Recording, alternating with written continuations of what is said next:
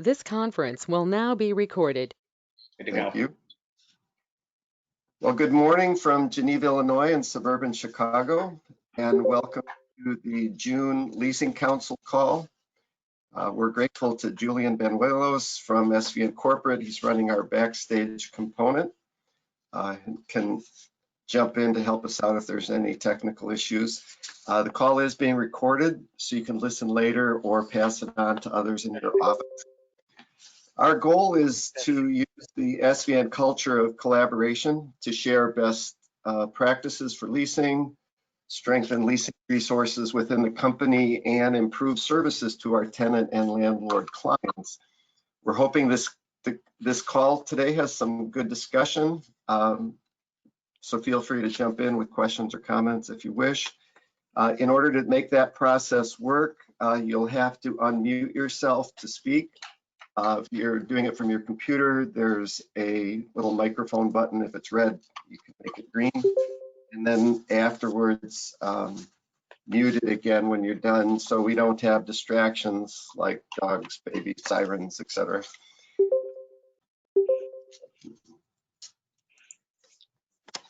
One of the benefits, I won't read this whole slide, but I borrowed it from our national website. One of the benefits of being part of a brand like SVN is to leverage the experience and relationships of advisors around the country. And for that purpose, SVN created specialty product group, product councils. There are 18 of them shown here. Leasing is one of those. I encourage you to join any that are a regular part of your practice or that otherwise interest you. We have something in the neighborhood of 130 members in the Leasing Council. If you haven't joined yet, please sign up from mysvn.com.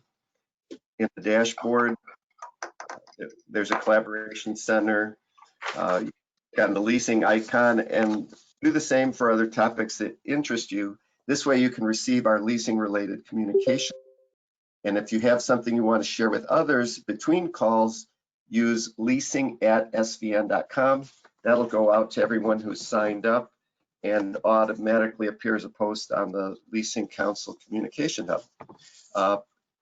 Feel free to contact me or Walt Arnold. We are the co-chairs if you have any leasing related questions. And this is intended to be an open dialogue, so please jump in with questions or comments. We'll all benefit by the extra participation. In fact, most of this call today is open discussion, and I'm hoping that this call can be a politics-free zone as much as possible, so let's just stick to business. The COVID-19 pandemic has left its imprint on many parts of our lives, and leasing commercial real estate is certainly no exception. Quarantines from home, store closings, etc.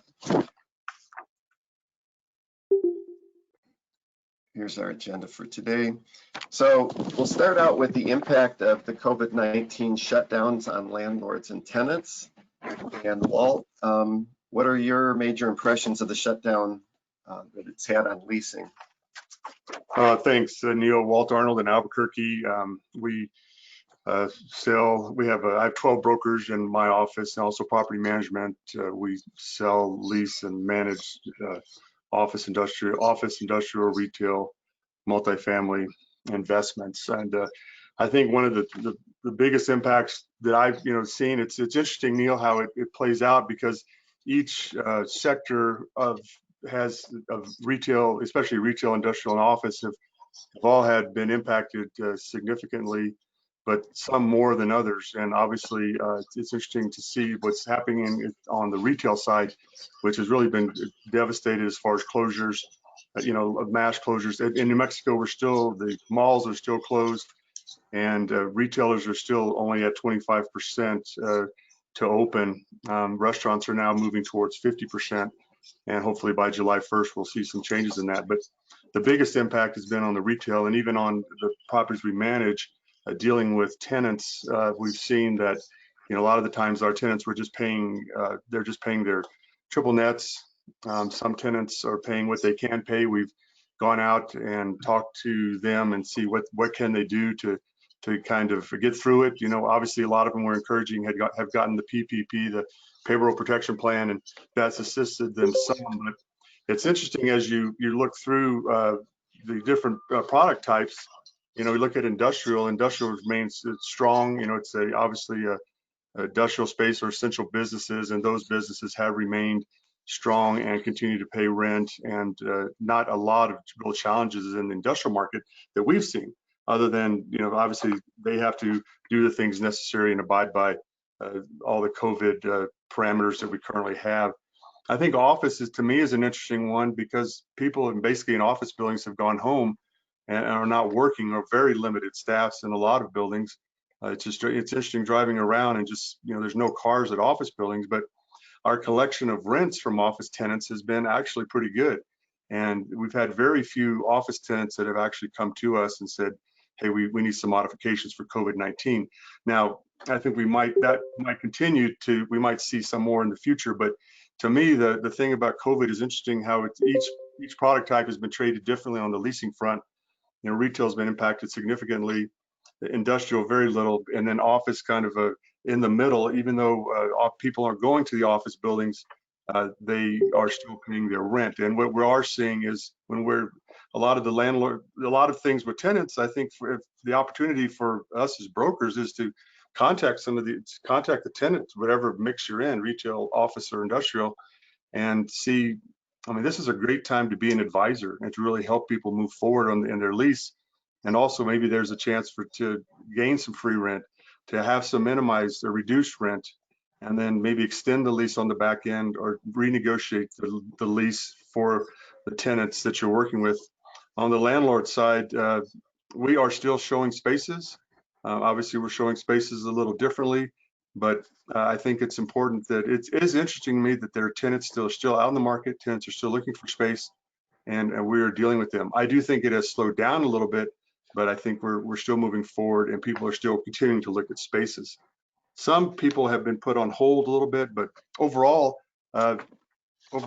things are still kind of moving forward, at least in Albuquerque. So that's kind of my take on it right now. But I think it is very interesting, the difference and especially retail, industrial, and office, and obviously the components that surround them and how they've been affected differently by the coronavirus. Thanks, Walt. Does anyone else want to share a comment about impact that the shutdown has had on leasing? You can unmute yourself.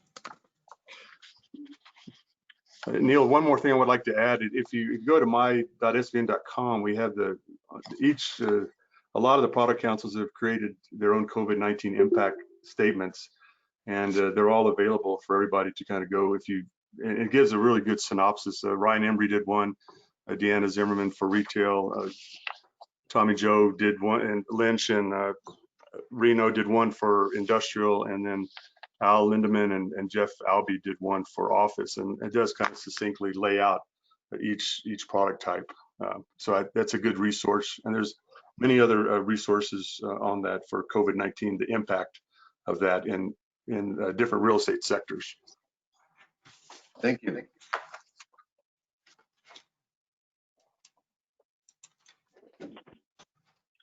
Well, let's take a look at the status and trends by actually city, state, or region. Illinois is in stage 3 of a 5-stage recovery opening. Illinois is one of the more conservative in terms of that, or we're opening slowly. Now having outdoor dining, it's really been fun to see how creative the restaurants in our area have been, putting up tents and even bars outside. Walt, where's New Mexico in the recovery cycle? We're right now in stage 2. Still, like I said, malls are not open. Bars are not open. Any large events are not allowed. Outdoor seating at restaurants is now at 50%. and indoor seating has just opened up for restaurants at, it's also at 50%. And so it's, churches are beginning to open, but we've had an impacted pretty strongly in parts of our state. Albuquerque less than the rest, the northwest part of the state has been impacted significantly, but Albuquerque in general we've had a lot of cases, but we have been pretty slow to open. We have been much slower than our neighboring states of Arizona or Texas, even Colorado. So, but we are slowly moving to more capacity. Even offices now at 25% or 50%, I'm sorry, 50% capacity for office use. So things are improving, and and I will say, though, it does seem like the activity last week has jumped up significantly, and people seem to be getting back to work. Yeah, we're seeing traffic. I got kind of used to having no cars on the road. We could move around so much easier, but it's good for everybody to have the cars, people out and about. So there's over 30 of us on the call. I'm sure we're spread out around the country. Who would like to jump on and talk about David Dunn, can you hear me? Loud and clear, David. Okay, good. Well, it's an interesting world we're living in today. That's for sure. The Dallas-Fort Worth area, we're opening back up, but we've got the highest number of cases per day. It's just growing higher, which is kind of scary if you think about it. Most of the office buildings are like fairly vacant. The industrial market has been, again, just like Albuquerque and New Mexico, it's really pretty much thriving and doing extremely well.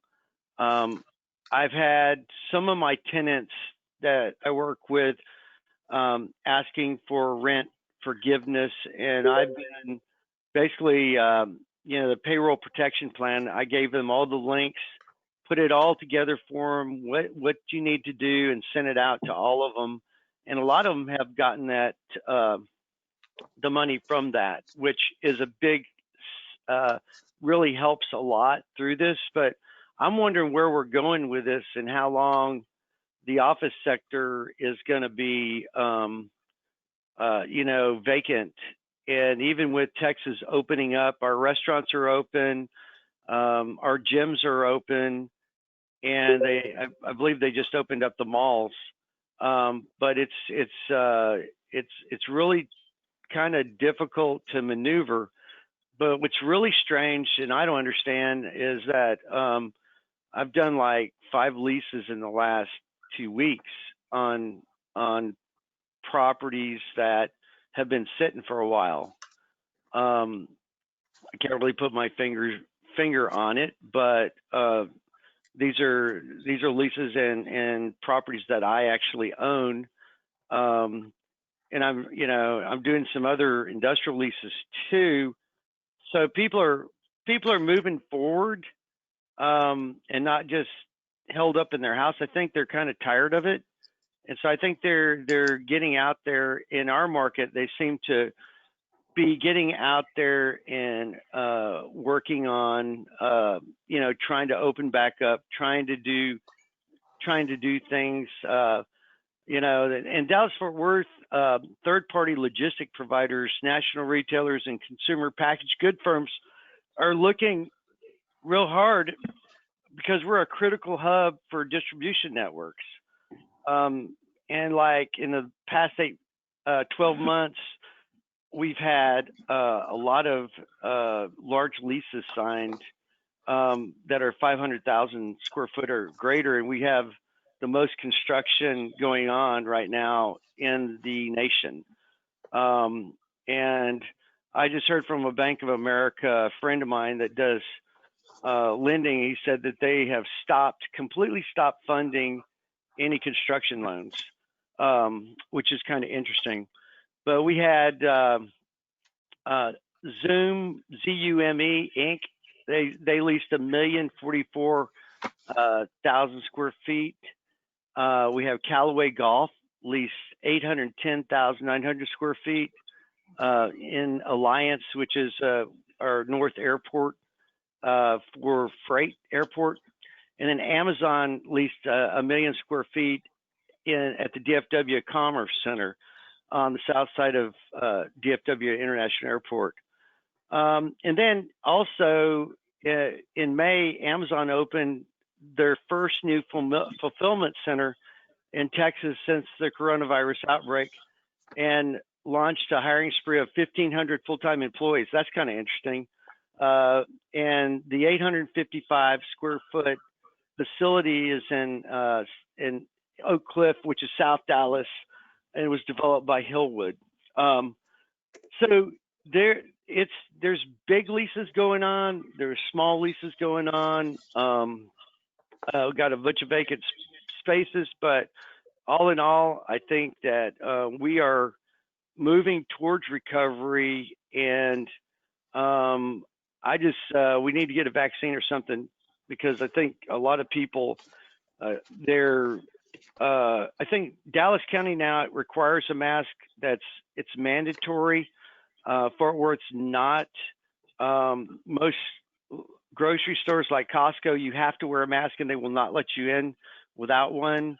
So that's kind of where we are in Dallas Fort Worth. That's my market update, guys.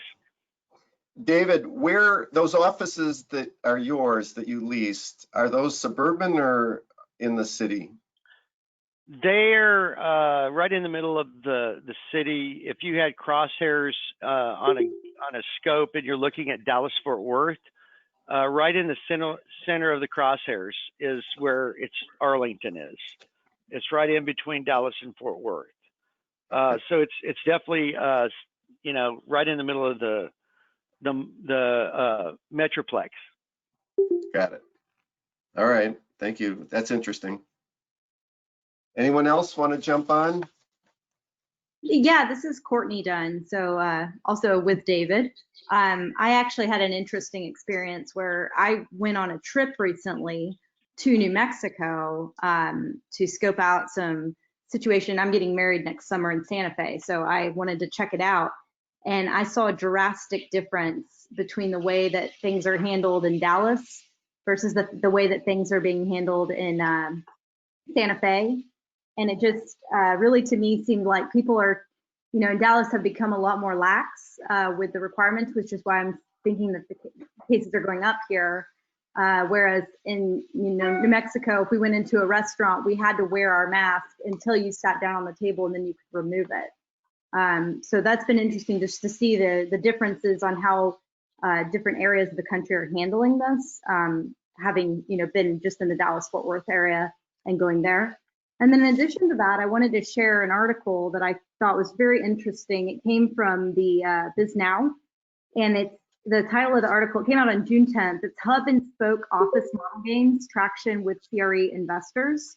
And it basically talks about the future of office space based on what we're seeing with COVID, and how people are not really wanting to work remotely necessarily, but they also don't want to work in the office full time. So what they're predicting is that most businesses are going to operate at a reduced occupancy, and they're going to do this hub and spoke model, or a hybrid model, where they would be more of a suburban satellite office to allow office workers a shorter commute time and more of a flexible workspace that's not like their typical environment at home, but at the same time, they wouldn't be there full time. So we're actually looking at this as a possibility for our own office, and kind of doing some remodeling work to adapt to the environment that we're in. Thank you, Courtney. Mm-hmm. Hi, Neil. Steve Kwolek here in Denver. Hi, Steve. Good to hear you. Yeah, thank you. I think Denver's somewhere in the middle in terms of controls, but we've been getting pretty good press about it nationally.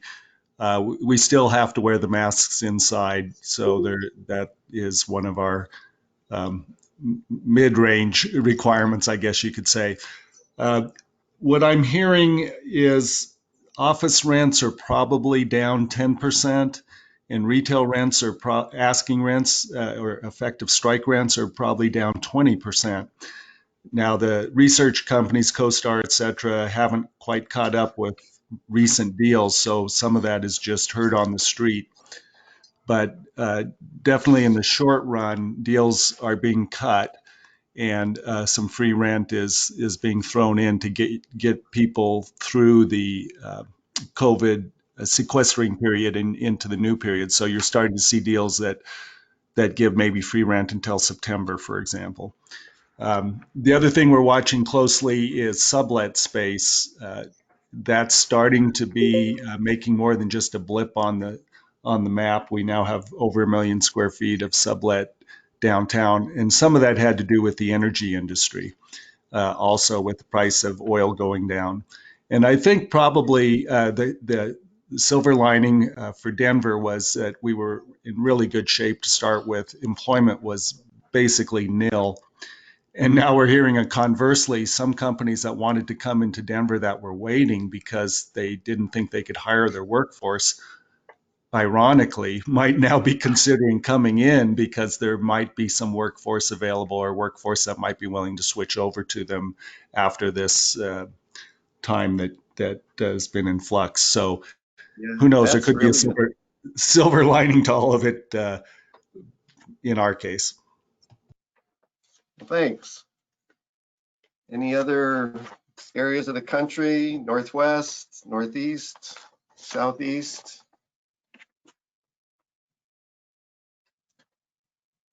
This is Amy Hawley. I'm in the Allentown, Bethlehem, Eastern Pennsylvania market. Good morning. Good morning, almost afternoon.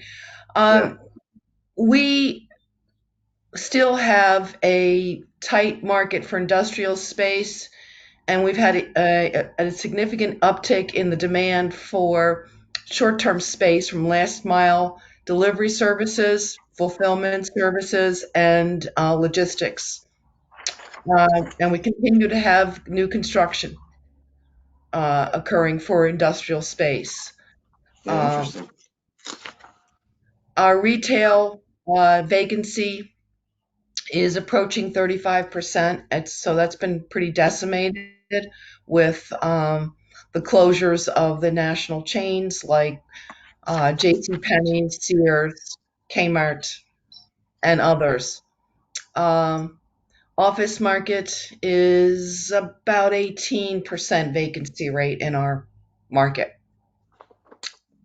So it's I recently wrote an article about last mile delivery services and logistics and the change for consumer spending going online, and I will be sure to publish it on the leasing website. Thank you.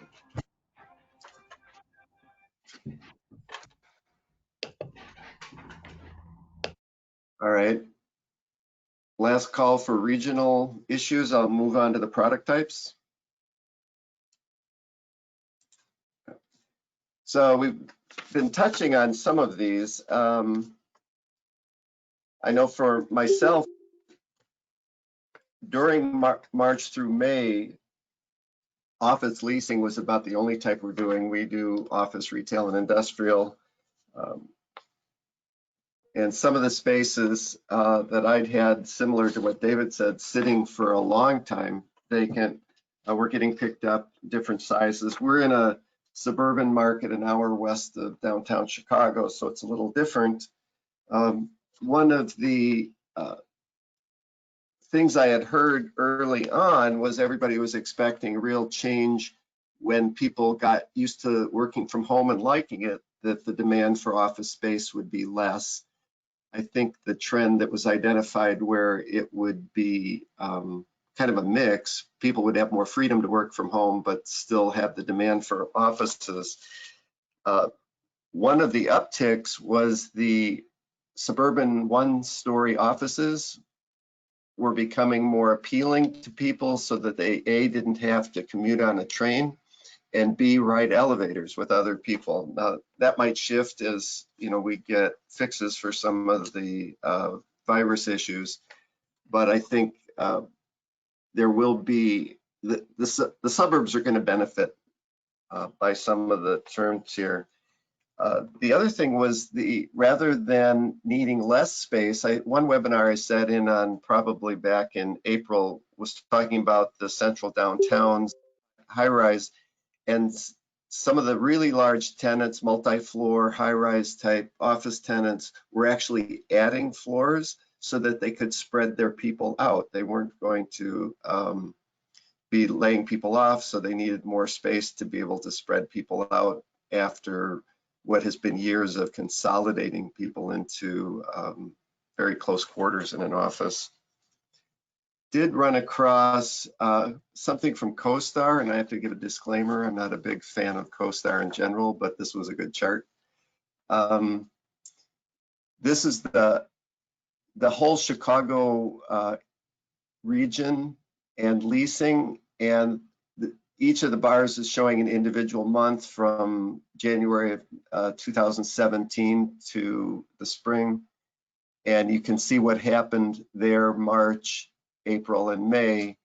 It's just the volume is just way down, really preceding, or it's worse than going back into the recession back in 08, 09. So I thought that was interesting.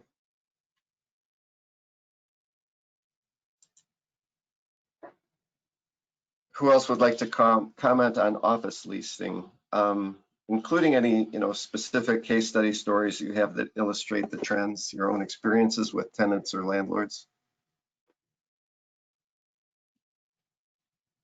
Oh, Neil, this is Walt. I do want to, one of the things that I've run into is the architectural firms, there's been a lot of tenants that are going back to architects and asking them how to, like a space audit, and how can we effectively, like you said, kind of spread out our space, and looking at their interior layout and trying to make decisions on how to, better protect themselves from each other. But it's interesting that I had a conversation with an architect the other day, and they've been getting numerous requests for space audits and how to reconfigure the space, from the impact of COVID-19. Yeah, I think that highlights one of the things that a big change in our life like this benefits some industries and businesses more than others. For some, it's devastating. For others, it creates a new opportunity. Like, just think if you were a plexiglass supplier, just trying to make ends meet for year in, year out, and now all of a sudden you're the most popular person in town. The same with signage and banners and those sorts of things. People who do the stickers from grocery stores to office spaces. Which aisle you can walk down. I guess in some of the very large office spaces, they're using a similar approach so that people aren't crossing in the aisles and corridors as much as you have to walk one way. So very interesting. Stickers on the elevators so people are spread out.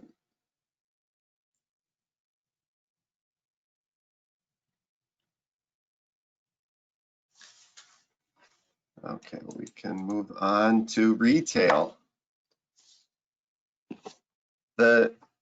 I sat in on a quantum listing webinar. They've been doing a lot of really good webinars, and one was yesterday it was titled Data-Driven CRE for Retail Recovery. And the presenter had a data gathering firm that tracks retail shopper data from anonymously, but from all mobile devices, so they could see where the traffic was, how long people stayed in different stores. And it illustrates again how some businesses have benefited much more than others by the pandemic.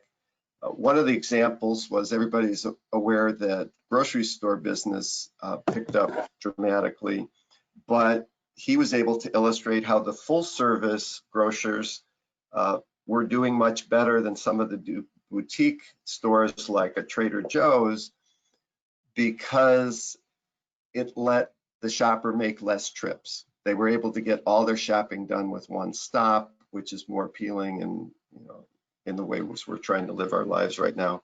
And Trader Joe's, which we go to regularly, has a more limited selection, so you can't necessarily check off everything off your weekly, or in our case, every other week grocery shopping list.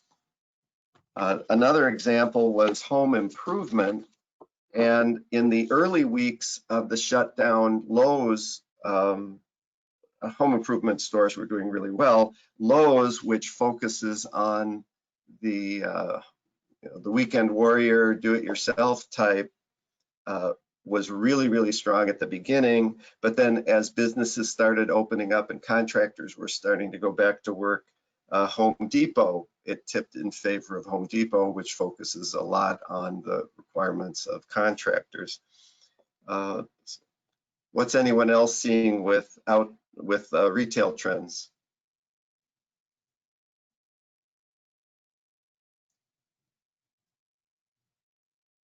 Or restaurants, I guess, would fit under that heading as well. Hi, Neil. This is Joel out of your office. Morning, Joel. Good morning. Yeah, we've seen a significant shift in, I think, the types of tenants that are most active right now. We were looking at a lot of fitness deals before COVID-19. Those are across the board dead in the water right now. None of the fitness tenants that I've been working with have any plans to expand this year. They pushed all their plans off at least through year end, and we'll be evaluating whether growth is still in the cards once they make it through this. Restaurants, we've seen a good bit of pullback from even the national casual restaurant, fast casual and casual dining, more or less across the board. But we're seeing, at least I'm seeing with my clients, a lot of activity from the independent restaurant groups, ones that are well financed, that have had an intention to grow, are coming back to the market looking for opportunities. So in our portfolio, the tenants I'm representing, I think I'm probably writing more LOIs than I've ever written, but we're writing really aggressive LOIs, and a lot of them aren't going to go anywhere. 65% of ask, 70% of ask, with long abatement periods, TI packages, and built-in protections for future shutdowns. So I think that's the biggest shift, is kind of the kind of tenants that are in the market today. We really are seeing a lot more of those independents that are more opportunistic, getting out there and saying, hey, I'm going to take advantage. If somebody will give me a good deal, I'll jump in today.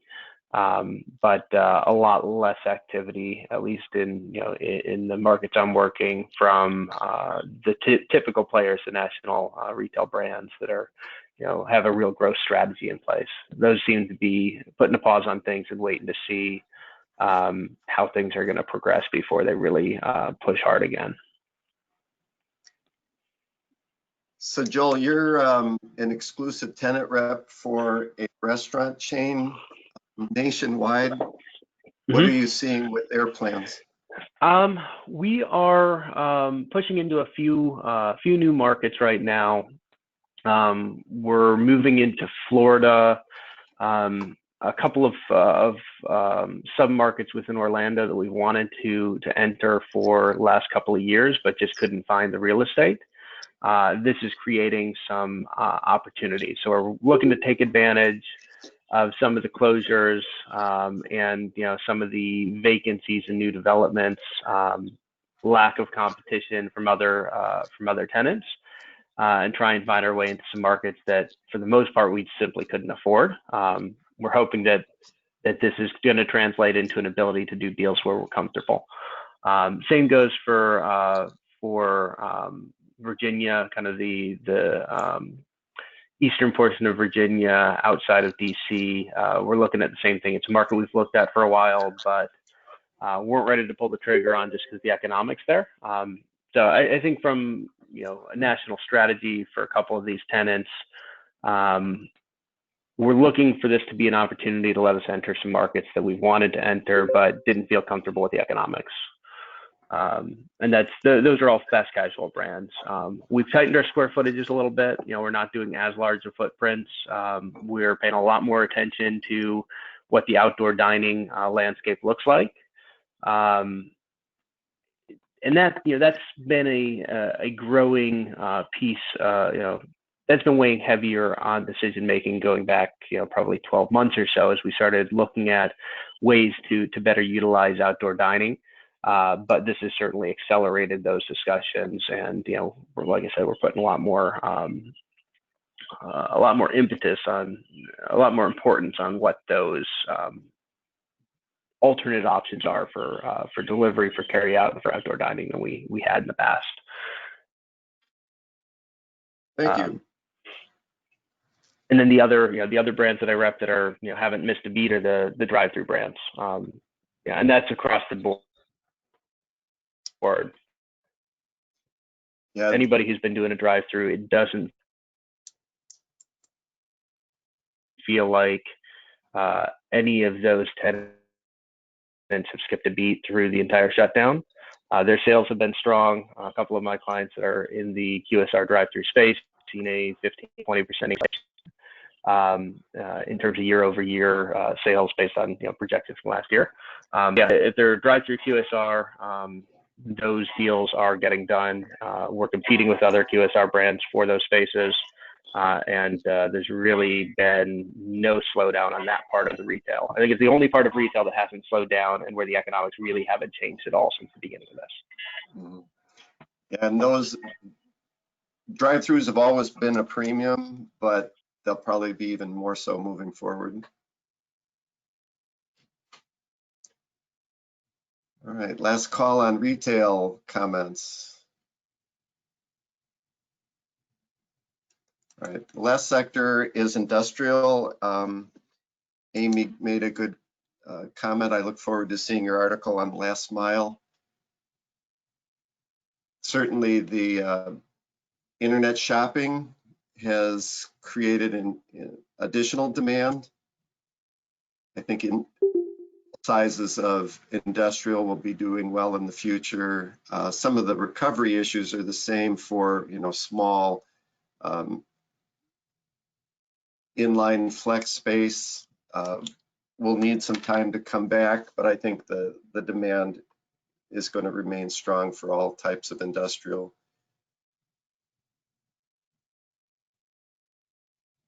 Anybody have other specific industrial illustrations for us?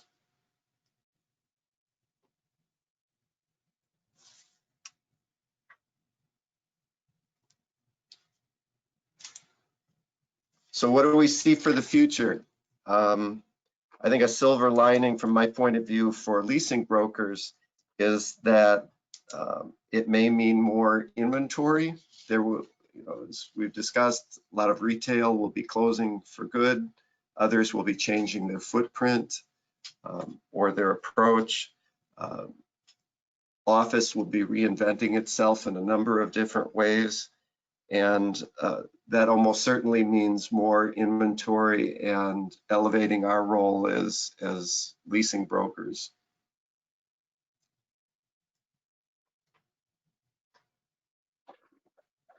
Neil, Walt Arnold.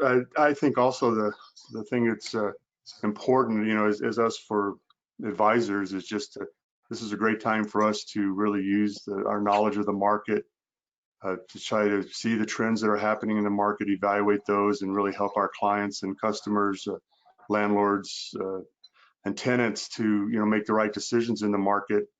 And I think if we just use the knowledge and the tools that we have and stay in front of things, we can really be an asset to both landlords and tenants in this market. And I think it's a great opportunity to start to reach out to people, just like we talked about having the amazing conversations. I think it's still a great time to reach out and talk to people as much as you can. And I think there's going to be a lot of opportunities moving forward, either as the tenant reps or on the landlord side for leasing space, office, industrial, and retail. So I think it's let's use our expertise, let's use our knowledge, let's use our collaboration, help from people across the country and other SVN brokers to to help our clients and customers have some great results. Yeah, I agree. At one of the national conferences years ago, during one of our transitional economic times, the observation was made that the best thing for brokerage is change. It's when things are absolutely stable, and which translates to people aren't moving. It makes our job and being vital to our clients a little harder. We are certainly moving into uncharted territory now. I don't think anybody knows for sure what the world's going to look like in the fall or winter, or certainly next year. But it will create opportunities for brokerage, both on the leasing side and the sales side. Our office obviously does both.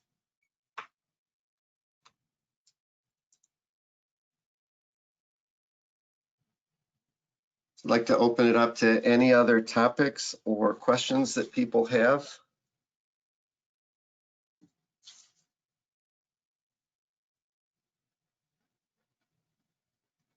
Well, if there's nothing more, I want to thank you for taking your time to be on the call today. Feel free to contact Walt or me if you have any leasing related questions or suggestions. And I wish you a healthy and profitable rest of your summer. Thanks, Neil.